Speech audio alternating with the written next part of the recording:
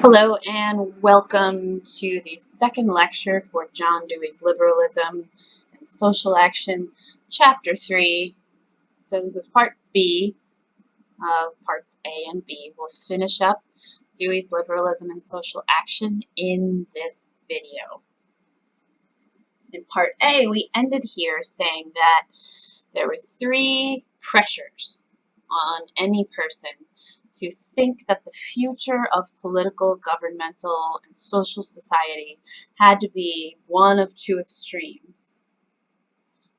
But with Dewey's social intelligence, we can remedy those social pressures and change the way we think the direction of society can go.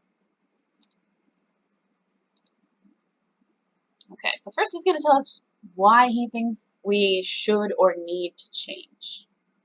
I have a few questions here on the right side for you to ponder for the rest of the video. What does he mean by social intelligence?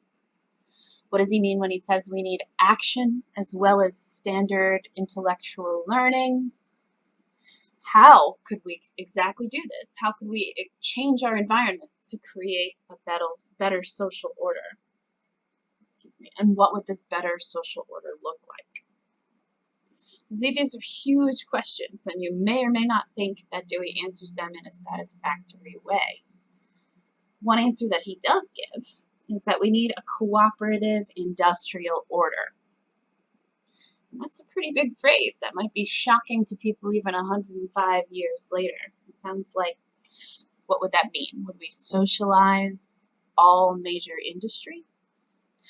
I don't know that that's exactly what Dewey means. He certainly wouldn't see socialization of industry in the same way that we do 100 years later. I think his real goal will become clearer as we look deeper into this definition of what social intelligence is. But he does say that we do need to radicalize liberalism because liberalism has become the status quo, classical liberalism that has been transmuted into economic liberalism. And it's taken over every other ideology, every other way of looking at the world. So we do need to radicalize liberalism. And we need to say, in one way, okay, cooperation has been ignored. Yes, we are a competitive species, and he doesn't want to diminish that fact. But we're also a cooperative species, and the dominant economic, political, and governmental order ignores that completely. So one way that we start to improve social intelligence is to recognize those cooperative tendencies. Because, one, here on the left are two quotes. This is a really short one. Under the present conditions, the isolated individual is well nigh helpless. So let's think about factories that were in the hands of tycoons and the everyday worker that had to go clock in. What sort of power to realize their potential did that factory worker have? Not much is Dewey's answer. So then he says, this is another long quote on page 61, when then I say that the first object of renascent liberalism is education, I mean that its task is to aid in the producing of habits, of mind and character, the intellectual and moral patterns that are somewhere near even with the actual movements of events. It is, I repeat, the split between the latter, as they have externally occurred in the ways of desiring, thinking, and of putting emotion and purpose into the execution, that is the basic cause of present confusion in mind and paralysis in action. The educational task cannot be accomplished merely by working on men's minds without action that affects actual change in institutions. Okay, so that's a lot. So let's take it apart bit by bit. Okay, again, remember that he thinks that the social, moral, political, aesthetic, cooperative world has been ignored. We have the same sort of views on that aspect of life that we did pre-industrial revolution. that it's lagged behind. That's the split. So our desires, our beliefs, our ways of thinking are all shaped by pre-industrial revolutionary morals and values. And we need to bring them up to today. What are the morals and values we want to match our new scientific technological order? Furthermore, and here goes to answer, we need action as well as standard learning. The old ways of thinking are that the only way to learn is intellectual. That once you master a concept in your mind, you've learned. But he says no. That's falling back on those old tropes of eternal truths. That truth is tied so closely into the environment you actually live in. That to really learn, to really have a liberating, freeing education, you need to learn the concepts, you need to learn the mental stuff, but there also has to be real action in the world. We need to change our environments cooperatively. And how do we do that? That's social intelligence, but what are we aiming at? But first he talks a little bit about why he thinks this renascent liberalism is better than those other two alternatives he was thinking about prior. The revolutionary Marxism or the conservative tendencies to stay the way we are from classical liberalism. Excuse me. So, this new renascent liberalism should change the organization of intelligent action. Or it should change through the organization of intelligent action. Excuse me. And he knows he has to think about force and violence, because force and coercion, psychological or physical, are deeply embedded into our lives and perhaps our biologies. They're in our government, they're in our history. To a lot of people, violence that comes about with any kind of social or political change is inevitable. But Dewey says no, that's a dogmatic way to think. Just because it has been the case doesn't mean that it will always be the case, or that it's the best option, or that even if it's always going to be there, we shouldn't strive to be better.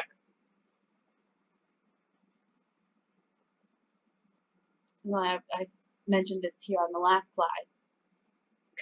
Violence can be thought of as another way of emphasizing competition over cooperation, and that there is a cooperative path. We've ignored it up to now, except in science. And this is where we start to get the real definition of what he means by social intelligence. He doesn't think intelligence is an individual endeavor, where you can sit down, study a textbook, learn a thing, and be intelligent. Or, I guess more relevantly to governmental and social and economic organization, he doesn't think that idea of everyone acting in a rational and self-interested way as an individual, thinking through only the reasons that matter to his or her self-interest. He doesn't think that's the way intelligence works. If we look to science, it's cooperative, it's comprehensive.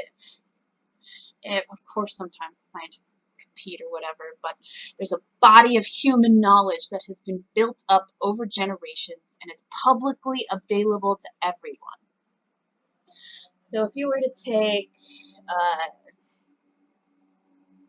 primitive mankind from, let's say, 15,000 BCE, and tell him to invent a telephone, it would never happen. But the invention of some sort of sophisticated technology like that is only because we have organized intelligence and organized action in science and technology.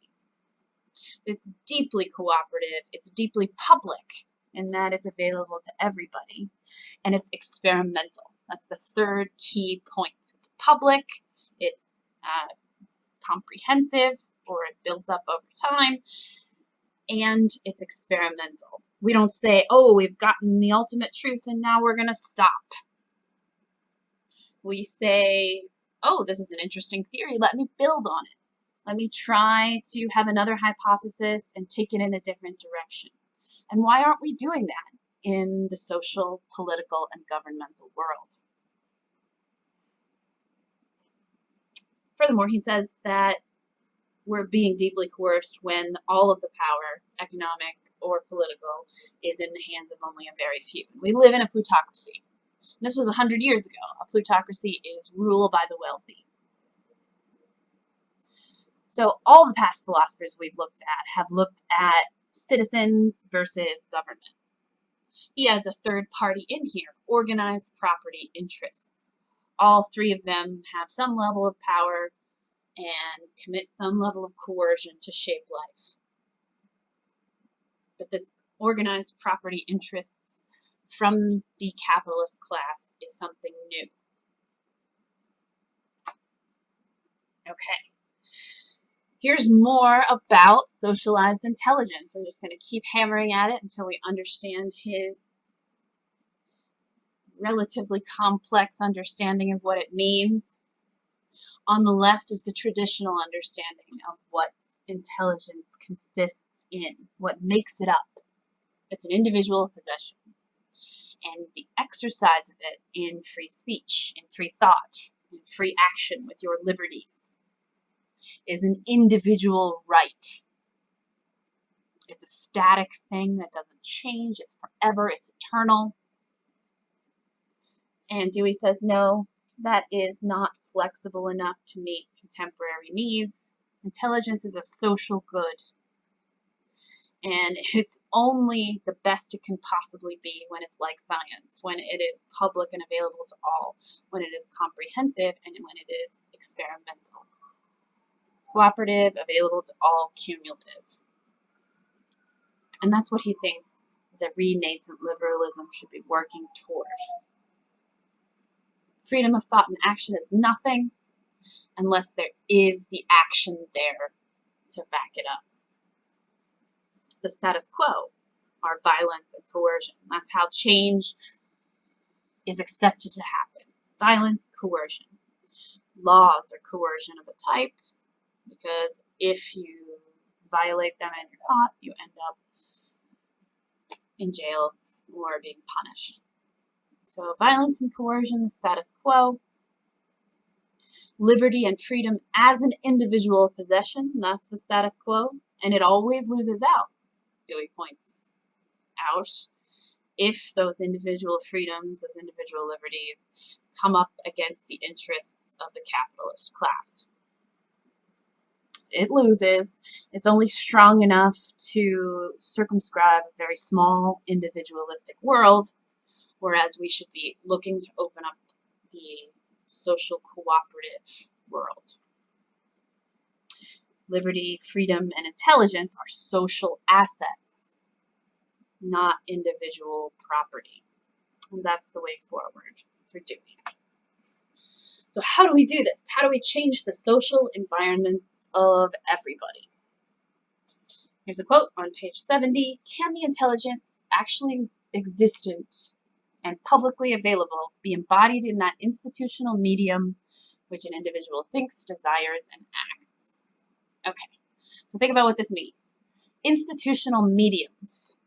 Those are all of the social groupings that are part of our lives. So I want you to try and imagine this for you.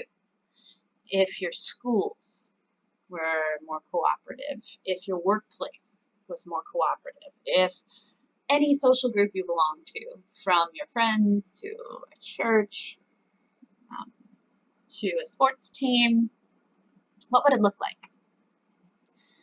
And what would your desires shift to be if our ultimate and only value was not economic production by individuals? It's not saying that the economic production isn't important, just that it doesn't have to be the ultimate value in the scheme of all of our values. Before Dewey answers his own question to see if we can actually embed social intelligence into everybody's lives, he wants to take a little detour and tell us how he thinks intelligence already operates in our governments and in our society. He says that we've emphasized as individual rights the freedom of speech, the freedom of discussion, and that will get us to enlightened knowledge eventually. So you might recall we did look at Mill, who defended ultimate free speech as the way to get to truth. And Dewey says that's a good start, but it's not enough. Remember, he's always emphasizing action, and he doesn't think that debate can get us anywhere eventually, especially in our modern world with propaganda and symbols and everybody influencing everybody else in this hyper-individualistic environment. He thinks we need honesty in discussion, of course, but it's too weak for real change. We need action, and it needs to be characterized by the experimental method of the sciences. Okay. We need far-reaching social plans. We need to be less ad hoc. Okay, so what that means is on a case-by-case basis, sort of backward, there's a problem, so we have to patch it up really quickly. We don't necessarily think of unintended consequences or how it's going to interact with all of our other laws, all of our other values. And the only way to fix that is if we use this social intelligence to experiment, change things around, change the way we pass laws, change the way we run our educational institutions, change the way we produce in industry and at work and creatively. We need to learn how to control the social world the same way we've learned how to control the natural world through the sciences. And above all, we need to remain as experimenters, never thinking that we've reached some ultimate truth of the best way to organize society and societal life. It's only legal conditions that accidentally happened that have brought us to our current state, and they're not necessary, they're not permanent, and they're not inevitable. Then he goes a little bit deeper into explaining why he thinks renascent liberalism is superior to Marxism. So you might have thought, hey, okay, socialized intelligence, socialized industry, this sounds a lot like communism or socialism. And they share some overlaps, but they are more window dressing and sort of definitional. And here is why Dewey thinks that they're so different. Number one, again, we go back to this thing. Our past history is filled with violent revolutions, from when we lived in tiny little kingdoms that were always at war up to World War I, which is heavy on the mind of Dewey here, I'm sure. So Marxists say we need a class revolution. That's the way our species works. That's the way our societies work. And it's going to be violent. And it will, because nobody wants to give up their own power. That is a central tenet of Marxism. Nobody wants to give up power. People have power. You have to take it away from them. And that usually results in violent revolution. And Marx himself said that this class revolution, the proletariat, did I write that down? Yes, that's the working class, in case you've never encountered that word. Whereas the bourgeoisie are not the capitalist class, but they are the elite class. So maybe they take the place of like nobles in feudal society. They want to be more like the capitalist class, and they do so. They're sort of selling out the people that do all the hard work, the proletariat.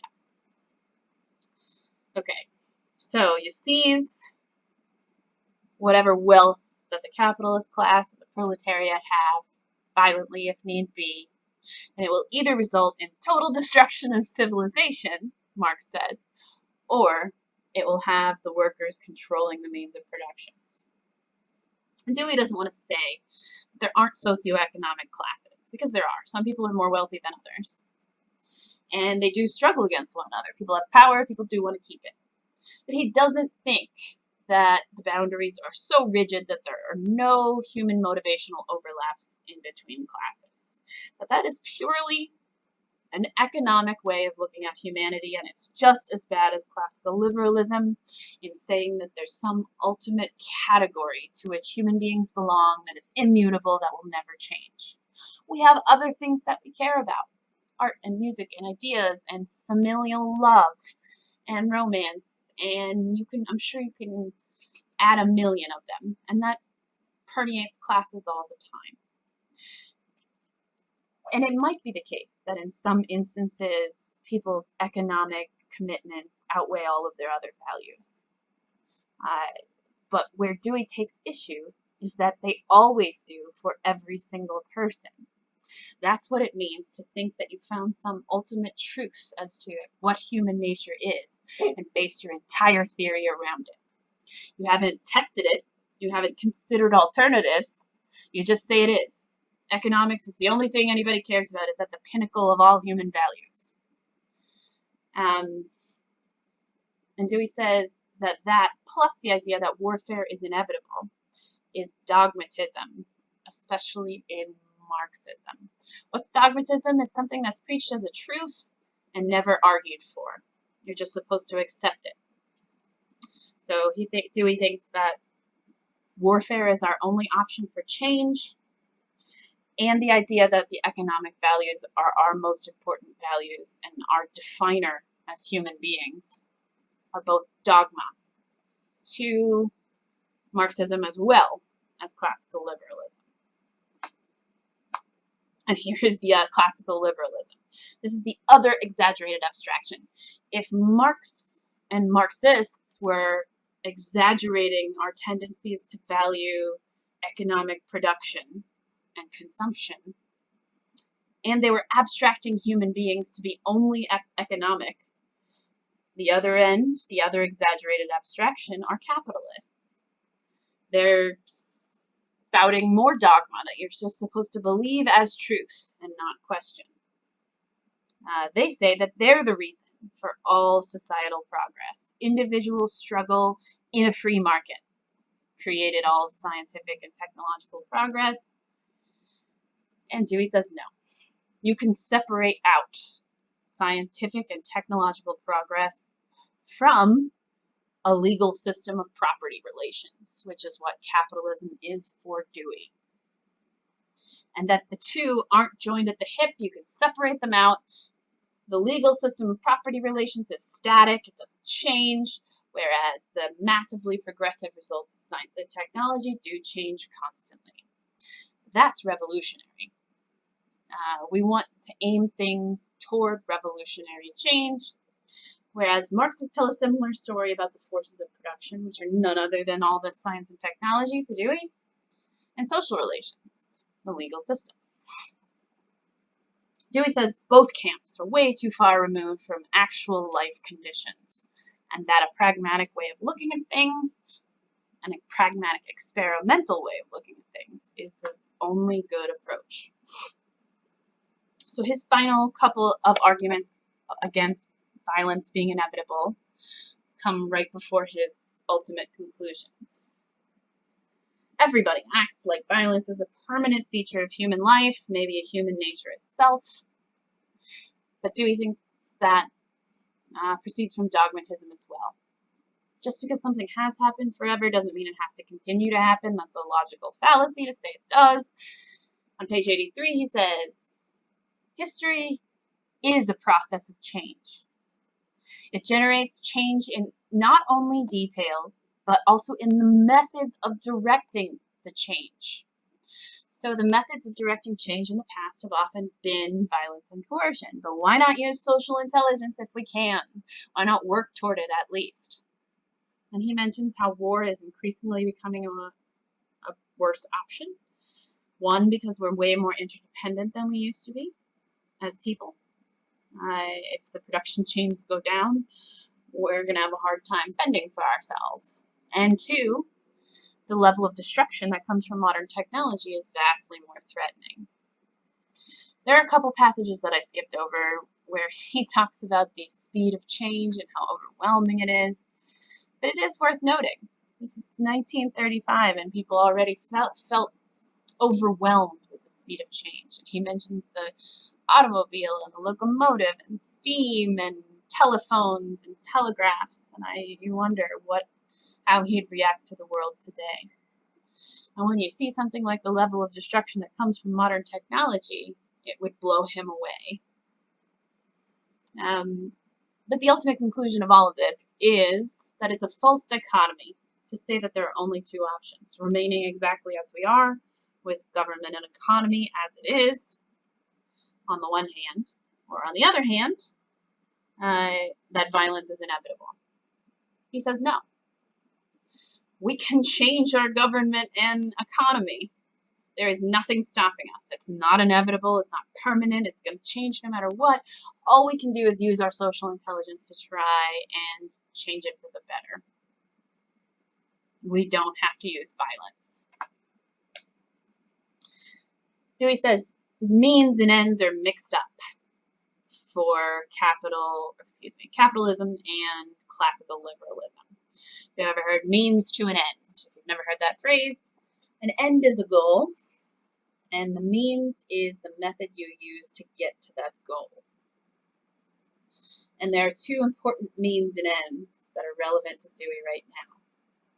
He says that the means often shape the ends, right?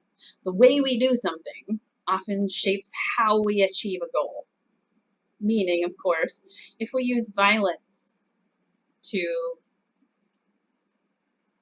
reach our goal of societal change, that societal change is going to be violence. Or whatever resulting society is going to have violence embedded within it. And then he thinks that, again, these things are just black and white abstractions that don't meet the demands of government and society responding to real life. He has some more nuanced questions here, but this video is getting a little long, so I want to get us to the very end. And I have two quotes here, three long quotes that I think are fantastic summations of the main strains of Dewey's argument. He thinks we have three options instead of the two: staying the same or violence. No. So staying the same is continued drifting with minor ad hoc improvements whenever there's a crisis, or violence, like the Marxists purport to want or think that we inevitably need. For him, the third way, slicing the Gordian knot, is socially organized intelligence. He says real liberty, real freedom in liberalism comes from this socialized intelligence. And I'll read you these three long quotes. First, page 88. The ultimate place of economic organization in human life is to assure the secure basis for an ordered expression of individual capacity and for the satisfaction of the needs of man in non-economic directions. And I didn't spell check enough, effort of mankind in connection with material production belongs, as I said earlier, among interests and activities that are, relatively speaking, routine in character. Routine in that they don't absorb your energy, they don't absorb your attention. You just have routines that provide a constant basis for the liberation of our values, our intellectual values, our aesthetic values, our companionship values. So here he's saying that we need to give our economic values the rightful place in our lives that they should be, which is amongst many values, not as the value of values, the pinnacle of things we should strive for. Second, earlier liberalism regarded the separate and competing economic action of individuals as the means to social well-being as the end. Okay, so this is free market capitalism. This is individuals compete, and that will somehow magically, through the invisible hand, give us social well-being. And I don't mean to dismiss it too much. If you've ever taken an economics course, it means that supply and demand will balance out to whatever it is that society demands. And that's social well-being at the end for the free market capitalist. Dewey says we must reverse this perspective and see that socialized economy is the means, is the way we get to free individual development as the goal, as the end. Okay. Finally, this question cannot be answered by argument. Experimental method means experiment. And the question can only be answered by trying, by organized effort. So he's anticipating here that people are going to be like, okay, great, this still seems abstract. Tell us what to do. How do we go about doing this? But he doesn't think any one person can give the answer. He really thinks we need to use all of society's collective intelligence to cumulatively experiment as to the best ways to organize life. Okay, so I know that's a lot. It's a long chapter, it's a long book, and I really, really would like you to ask me questions or comment if you feel the need. Otherwise, I'm going to put the homework up for all of Dewey, and it will be due sometime next week.